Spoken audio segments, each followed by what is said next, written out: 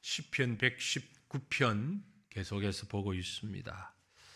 처음부터 계속해서 시편 119편의 주제가 되는 단어는 말씀, 하나님의 말씀, 성경에 대해서 말씀하고 있죠.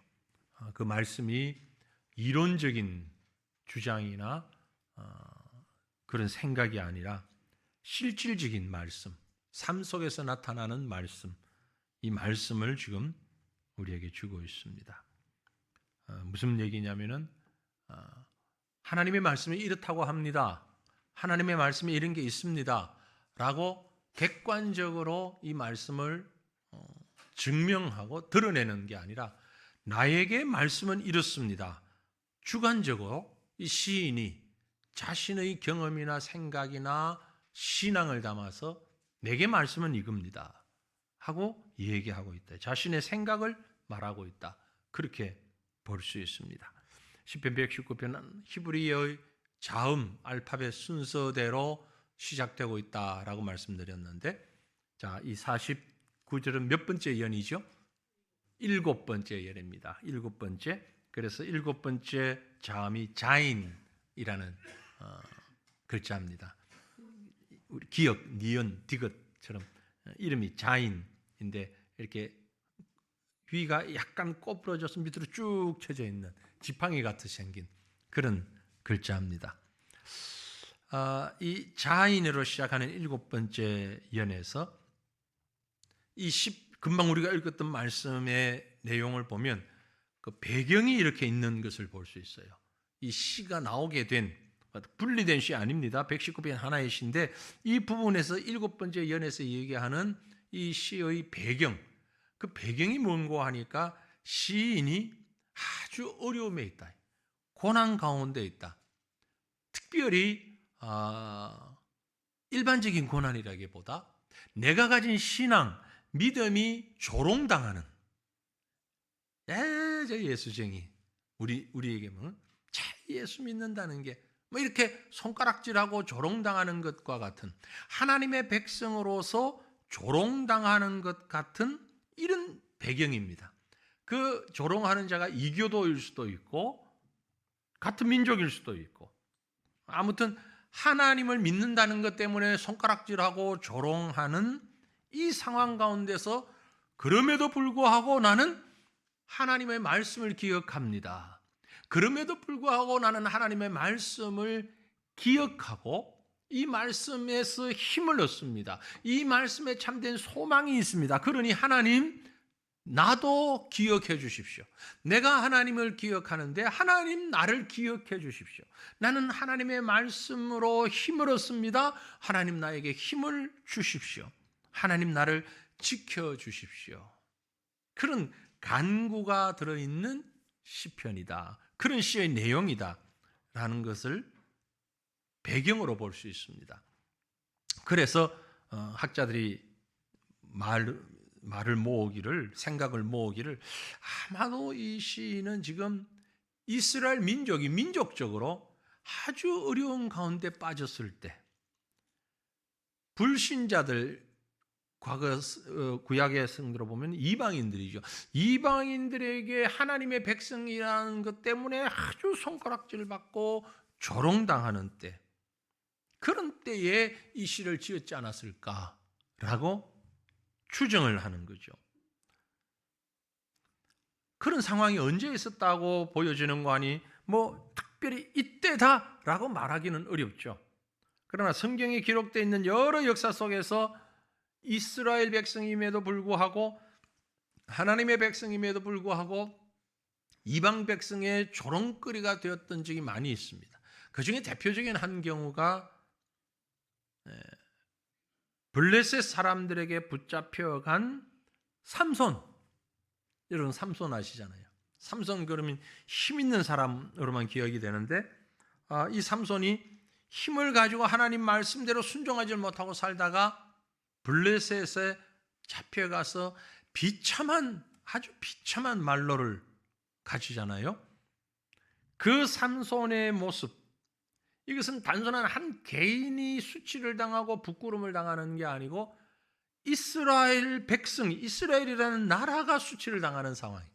어느 정도의 수치였는가 하니까 더 말씀을 다 볼 수 없지만 16장 23절로 25절의 말씀을 보면은요, 블레셋 사람의 방백들이 이르되 우리의 신이 우리 원수 삼손을, 블레셋 백성들이 하는 말입니다. 우리의 신이, 그러니까 우상이죠. 하나님 믿는 우리의 입장에서 보면 우상, 그 신이 우리 원수 삼손을 우리 손에 넘겨줬다. 야, 저 여호와 하나님보다 우리 신이 더 세다. 우리 신이 이겼다.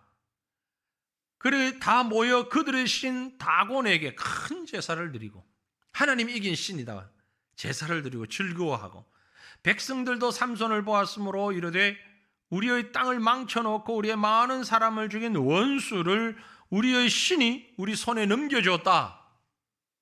자기들의 신을 찬양하며 그들의 마음이 즐거울 때에 이르되 삼손을 불러다가 우리를 위하여 제주를 부리게 하자. 야, 노래 한번 해봐, 춤 한번 춰봐 하고 옥에서 삼손을 불러내어 삼손이 그들을 위하여 제주를 부리니라. 그들이 삼손을 두 기둥 사이에 세웠다. 한번 이 말씀 보시면은요, 우리에게서 나올 수 있는 말이 한마디 있죠. 아마 이 당시 이스라엘 백성들도 바로 그 말씀을, 그 얘기를 하고 싶었을 거예요. 무슨 말일까요? 하나님 어디 계십니까?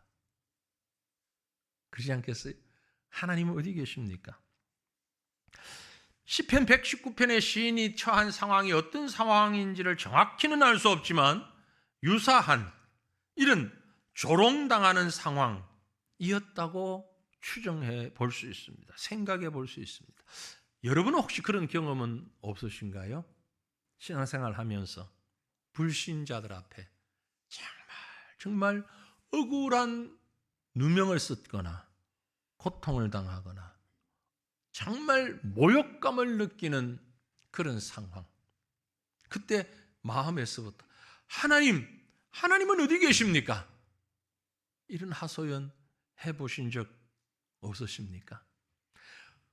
뭔 일이 잘 돼야 되는데 너무 힘들 때, 너무 어려울 때 우리 그렇게 투정을 부릴 수 있습니다. 하나님 어디 계세요?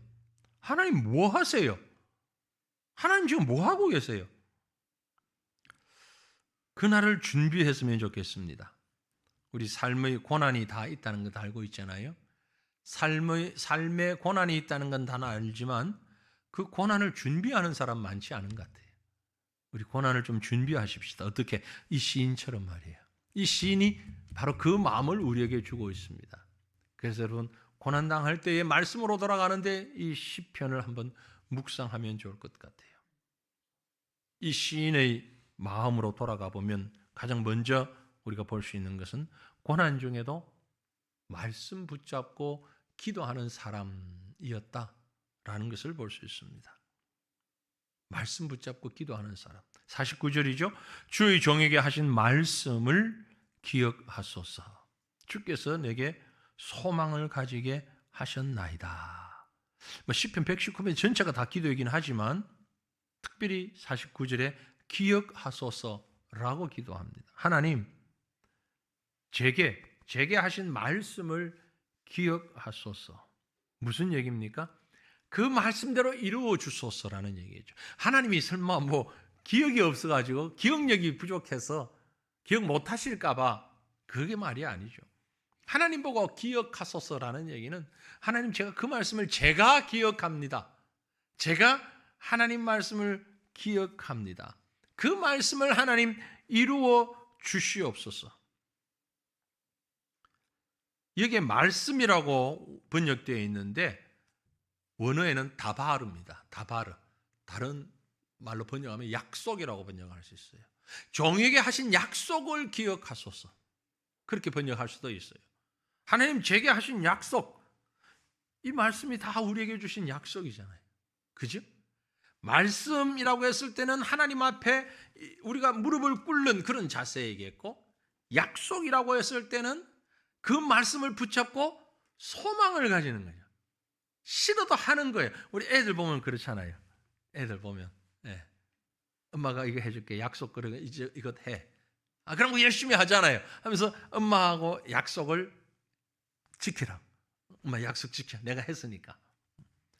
하나님 앞에 지금 하나님이 하신 약속, 하나님이 주신 말씀, 그 말씀 제가 잊지 않고 있습니다. 이 고난의 때에, 이 어려운 때에 마치 하나님이 나한테 하신 말씀 잊어버리셨나?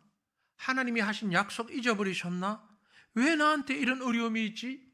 왜 사람들이 나를 이렇게 조롱하지? 하나님도 모르는, 하나님도 믿지 않는 불신자들이, 이방인들이 왜 나를 이렇게 조롱하고 못 살게 구는데 하나님은 왜 잠잠하시지? 내가 말씀으로 살아가고 믿음으로 살아가려고 하는데, 열심히 사는데, 믿음 가지고 사는데 하나님 내게 왜 이러십니까? 라는 마음이 들 때에 하나님의 약속을 기억해 주십시오. 저 역시 하나님의 말씀을, 그 약속을 기억하겠습니다. 우리가 보편적으로요, 자기 중심의 생각을 많이 합니다. 자기 중심의 생각. 그러니까 항상 내가 하는 생각이 틀릴 수 있다는 거죠. 어제도 우리 장례식 때문에 이제 청주를 갔다 왔잖아요. 11시 예배를 드리기 위해서는 이 시간을 맞춰 가야 되는데 아무래도 승용차는 안 되겠다. 승용차로서는 안 되겠다. 그래서 봉고차를 우리 부목사님하고 전도사님 다 가려고 하는 걸 다 주저앉히고 제가 운전해서 이제 봉고차를 타고 갔거든요. 가면서 몇 번을 제가 그 얘기했습니다.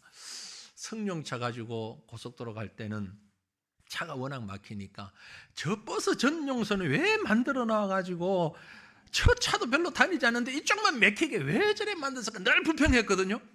어제는 야, 전용선 잘 만들었네.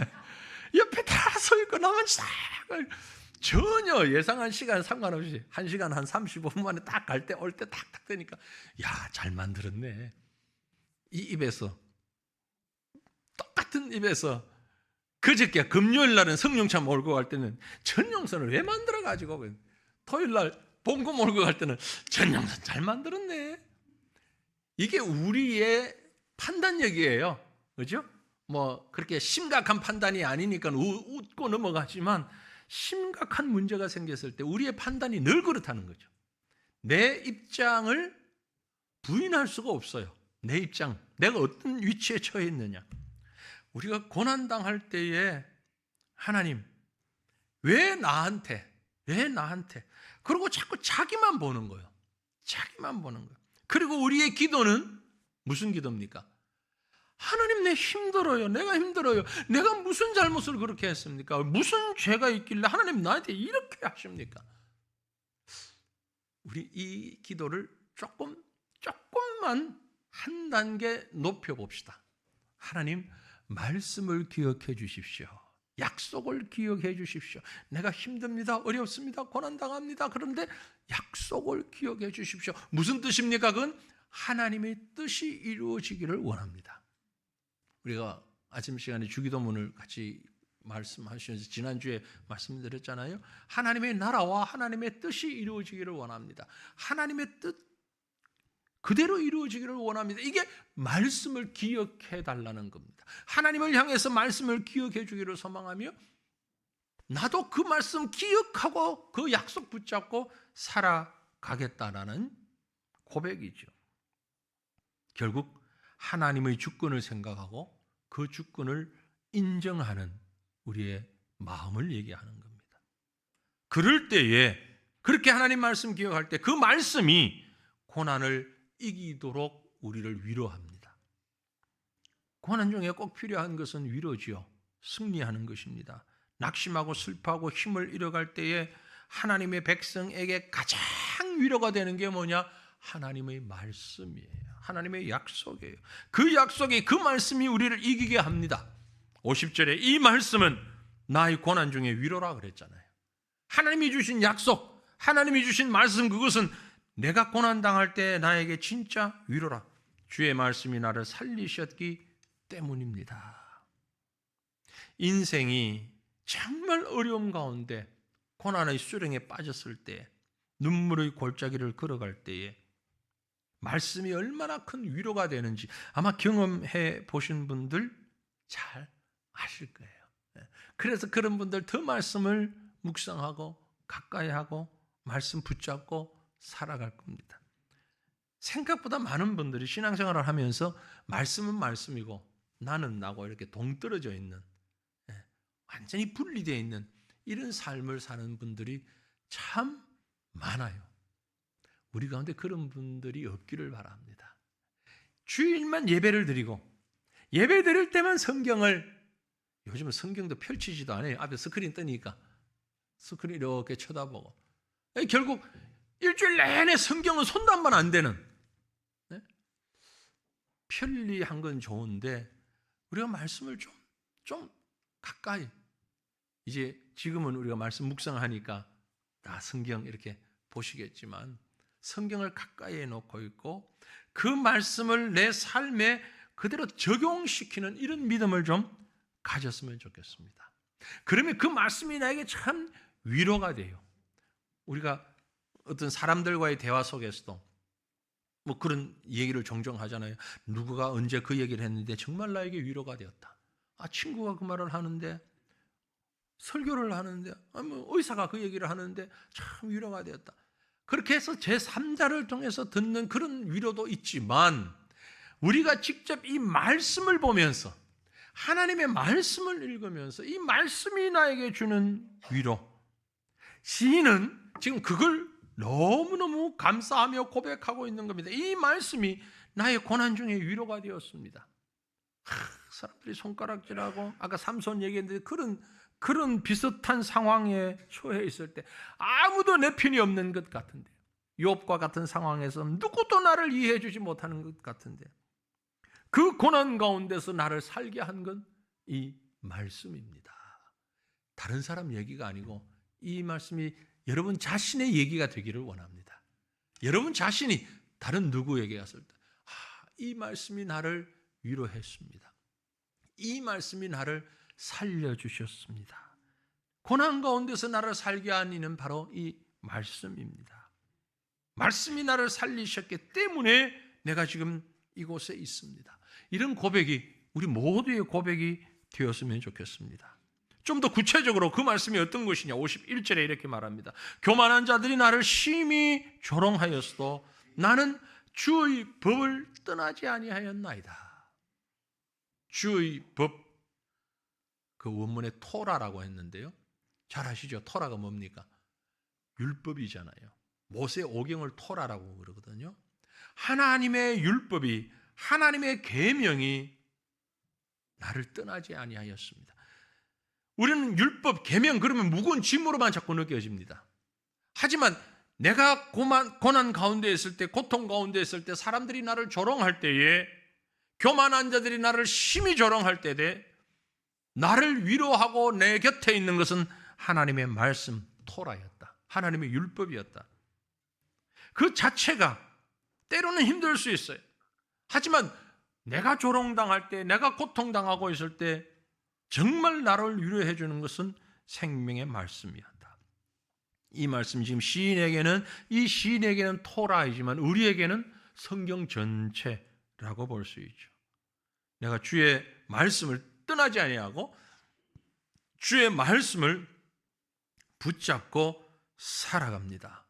그 살아가는데 좀 더 구체적으로 52절 보면, 여호와여 주의 옛 규례들을 내가 기억하고 스스로 위로하였나이다.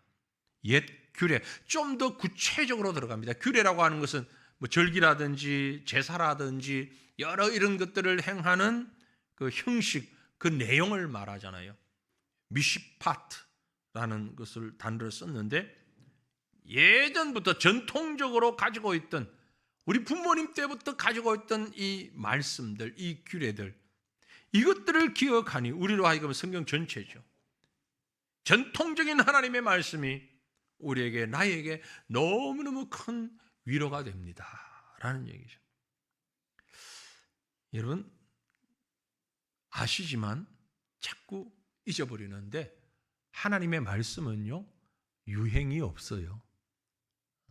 옛날 말씀이라고 해서 그게 지금 나하고 관계없는 옛날 사람들에게만 해당되는 말씀 아닙니다. 찬양은 유행을 좀 타는 것 같은데 그것도 바른 건 아니에요. 우리 교회는 그렇지 않습니다만 우리 찬양하는 분들은 그렇지 않고 그럴지라도 제가 조금 이렇게 제재를 더하는 때도 있고 한데 너무 새로운 찬송만 새로운 곡만 하려고 애를 쓰는 분들이 있어요. 그러면서 옛날 곡들을 아직도 그런 곡을 부르세요 이렇게 약간 좀 비아냥거리듯 생각하는 아주 잘못된 거죠. 옛날 것이라고 은혜가 안 되는 것 아니잖아요. 옛날 것이라고 능력이 없는 것 아니잖아요. 하나님의 말씀은 수천 년 전 우리에게 주신 겁니다. 그죠? 찬송, 옛날 찬송이라고 은혜가 안 되나요? 아니요. 우리가 부르는 찬송에 보면 수백 년 전 찬송가들도 있어요. 그런데 아이고 30년 전, 40년 전 찬송을 지금도 부르고 있어요. 그건 아주 교만하고 잘못된 생각이에요. 말씀은 유행이 없다. 무슨 얘기냐면 우리에게 힘이 되는 말씀은요. 우리 선배들도 우리 조상들도 그 말씀으로 위로를 받았어요. 힘을 얻었어요. 많은 분들이 위로를 받고 힘을 얻었기 때문에 우리에게도 잘 알려진 말씀들이 있습니다. 여호와는 나의 목자시니 내게 부족함이 없으리로다. 이거 다 아는데 사람들 다 아는데 뭐 그거 가지고 아니요 다 알지만 나에게는 그 말씀이 너무나 힘이 되고 위로가 되는 거예요.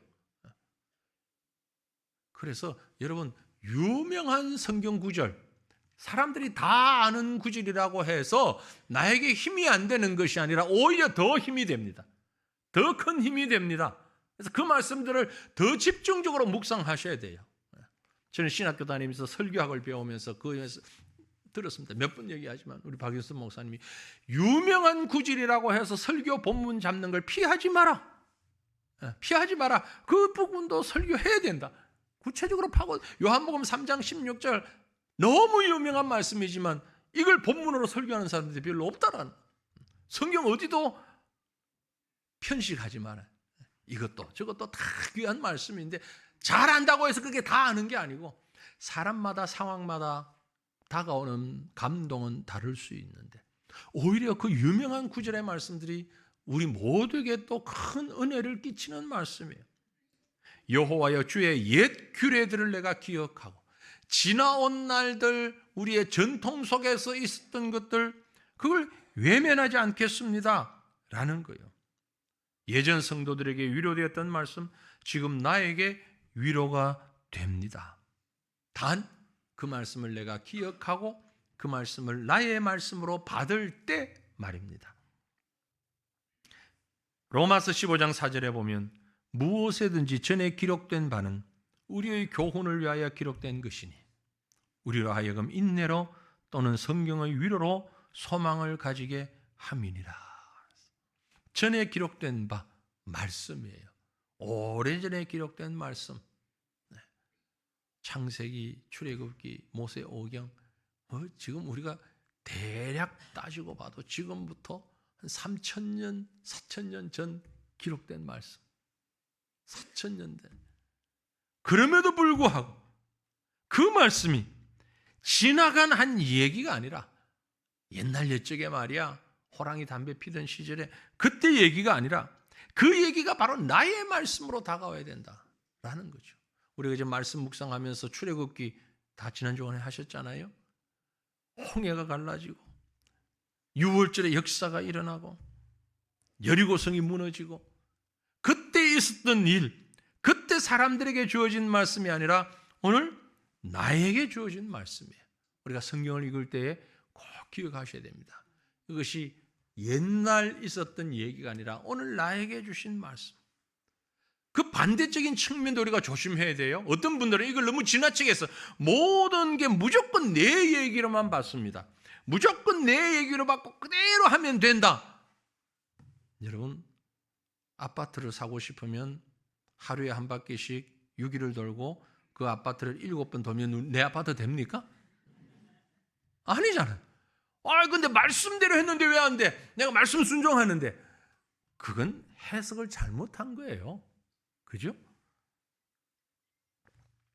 하나님의 말씀이 나에게 주시는 말씀이지만 그 말씀을 무조건 나에게 바로 적용시켜서는 안 된다. 그 말씀의 의미와 역사적인 상황과 그 말씀이 주는 교훈이 있는 것이고 이 말씀을 통해서 나에게 말씀하시는 그 내용을 받아야지 그대로만 받는 것 아니에요. 아무튼 여기서 얘기하는 옛 규례, 반드시 기억되어져야 하는, 기억해야 하는, 하나님이 기억하시고 내가 기억하는, 하나님이 기억하신다는 얘기는 나에게 이루어 달라는 얘기고, 내가 그 말씀대로 기억하고 순종하겠습니다. 고난 중에 참 위로는 바로 이러한 말씀의 위로인 것입니다. 여러분, 지금은 그 고난이 내게 없다 할지라도, 지금은 그 조롱이 나를 향하고 있지 않다 할지라도, 우리가 살아가다가 혹 이런 고난에 부딪힐 때, 이런 조롱에 맞닥뜨리게 될 때에 제일 먼저 하나님의 말씀으로 달려가시길 바랍니다. 그 말씀을 기억하시고 그 말씀에서 참된 위로를 얻을 수 있기를 간절히 바랍니다. 그렇게 될 때, 그 말씀을 기억하고 말씀으로 들어가서 위로를 받게 될 때에 고난 중에 분노와 기쁨이 함께 있음을 알게 될 것입니다. 말씀만 붙잡고 그 말씀대로 살아가야 하는 것이 맞는데, 말씀의 위로만 바라보아야 하는 것이 맞는데 쉽지 않습니다. 53절에, 본문 53절에 주의 율법을 버린 악인들로 말미암아 내가 맹렬한 분노에 사로잡혔나이다 라고 했어요. 고난당하면 1차적으로 우리에게 분노가 있죠. 여기서 시인이 언급하고 있는 상황을 본다면 그를 조롱하는 악인들에 대한 분노가 분명해 보입니다. 맹렬한 분노에 사로잡혔나이다. 이 맹렬한, 나를 향한 공격이 맹렬하다. 맹렬하다라는 말의 의미를 우리가 이해하기 위해서 한 상황을 보면, 얼마 전에도 우리나라에도 있었지만 이 어마무시한 산불이 나서 막 불이 번지는 건 맹렬하게 번지잖아요. 그죠? 저 설교하는 분이 또 있네요. 맹렬하게 산불이 번져나가잖아요. 제 소리를 들으세요. 하나님의 말씀을 붙잡고 있는데 악인들이 마치 산불이 번지는 것처럼 그 분노를 맹렬하게 나에게 막 부딪혀올 때 내가 감당할 수 없잖아요. 그래서 나를 조롱하는 악인들이라고 말했습니다. 그런데 또 그들은 주의 율법을 버린 악인들. 그러니까 어쩌면 이 사람들은 지금 하나님을 모르는 사람이 아니에요. 예전에 하나님을 알고 하나님과 함께 하다가 그걸 버린 사람들, 처음부터 몰랐던 사람일 수도 있지만 알다가 버린 사람들일 수도 있다는 거죠. 그러니까 지금 이 시인이 갑갑해하고 화가 나고 분노하는 포인트는 그 사람들이 나를 향하여 조롱한다는 것도 화가 나는 일이지만, 그렇게 하는 그 사람들이 하나님의 말씀을 버렸다라는 포인트가 또 더 화가 나는 거죠. 하나님의 말씀을 알만한 사람, 하나님의 말씀을 붙잡고 살아가는 사람들이었는데 어느 순간 그들이 하나님의 말씀을 버리고 육체적인 생각으로, 정으로 우리를 향해, 나를 향하여 공격해오는, 그것 때문에 더 분노하는 것이죠. 이렇게 분노하는 것, 어찌 보면 마땅한 분노라고 할 수도 있어요. 하나님을 사랑하는 자이기 때문에, 나는 하나님 사랑하는 자이기 때문에 이렇게 분노한 건 거룩한 분노야, 그렇게 말할 수도 있지만 결국 우리의 중심은 또 나를 바라보고 있는 거죠. 하나님을 보는 게 아니라, 내가 편할 때에도, 아픔 당할 때에도, 은혜가 충만할 때에도, 또 그렇지 못할 때에도 우리의 초점은 늘 하나님이어야 한다 라는 사실을 다시 한번 생각하게 됩니다. 왜냐하면 그런 분노가 닥쳐올 때에 그 중심을 내가 아닌 하나님으로 옮겨놓고 보면 분노의 방향도 달라질 수 있는 거죠. 하나님께서 저들을 심판하시는, 저들은 하나님을 대적하는, 그러니까 어찌 보면 나를 대적하는 것이 아니라 하나님을 대적하는 자가 되는 거죠. 같은 맥락에서 이런 고난 가운데서 우리가 기뻐하고 또 위로받고 하나님의 말씀을 붙잡을 수 있는 이유가 있는데 54절에 이렇게 이르합니다. 내가 나그네 된 집에서 주의 율례들이 나의 노래가 되었나이다. 내가 나그네 된 집에서, 자신을 나그네라고 지금 표현하고 있잖아요. 이 땅을 살아가는 이 모든 삶이 사실 우리 나그네예요. 그렇죠? 이 나그네 된 집에서 유일하게 붙잡을 수 있는 것은 주의 말씀이고 주의 율례들입니다.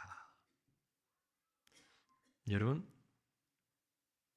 요셉이 애굽의 총리가 된 다음에 야곱을 만나고 형제들을 만났잖아요. 그래서 그 야곱을 데리고 와서 애굽의 바로 왕 앞에 이제 대면하는 그 장면이 있습니다. 그때 바로 왕이 야곱에게 뭐라고 물어요? 저 죄송하지만 연세가 어떻게 되세요? 네. 그렇게 묻잖아요. 그때 야곱이 뭐라고 대답해요? 인생이 나그네인데 내 나그네 길의 세월이 한 130년 됩니다. 그렇게 고백하죠. 내 나그네의 길이 130년 정도 됩니다. 그 야곱의 고백이 바로 우리의 고백이 되어야 하는 거죠. 우리는 사실 나그네. 나그네는 본향이 있죠. 본집이 있어요. 우리 본향은 어디입니까? 천국이죠. 천국이라는 본향이 있어요. 그래서 믿음으로 살아가는, 하나님의 말씀으로 위로받고 살아가는 사람은 이 땅에서 욕심 가지고 취해야 할 게 그리 많지 않아요. 그리고 이 땅에서 있는 것이 다 포기가 되어도, 없어져도 그렇게 그것이 우리를 괴롭히는 것이 되지 못합니다. 제가 한번 예전에 예를 들어서 말씀드렸던 것 같은데, 제가 중고등학교 때 교회에서 수련회를 가면 꼭, 그때는 시설이 아닌 바닷가에 텐트 치고 수련회를 했거든요. 지금 생각하면 그게 무슨 수련회인가 싶어요. 수양회지. 노는 거지. 시컷 놀다가 저녁에 예배 드리면 뻑뻑 졸고, 또 아침에 말똥말똥 해가지고 놀고, 아무튼 그렇게 수련회를 했는데, 텐트를 치고 하잖아요. 큰 텐트는 전체 모임 하지만 작은 텐트, 2인용, 3인용 이런 작은 텐트를 치고 수련을 하는데, 아주 재미있는 일이 벌어진 게, 그렇게 하다가 갑자기 비가 쏟아져가지고 텐트가 막 다 무너지고 엉망진창이 됐어요. 그때 인도하는 선생님이나 전도사님이나 우리 학생, 제가 학생 때인데 학생들도 누구도 앉아서 통곡한 사람 없습니다. 참 재미있어서 깔깔깔깔 웃었어요. 아니 잠자리가 지금 다 망가졌는데 물이 들어오고 뭐 텐트가 엉망되고, 그 음식하는 것도 권사님들 따라가가지고 밥 해주는데 솥도 있고 뭐 있는데, 그 솥도 물에 다 장작 가지고 온 거 물 다 젖고 막 엉망됐는데 전부 재미있어가지고 웃고 야단이야.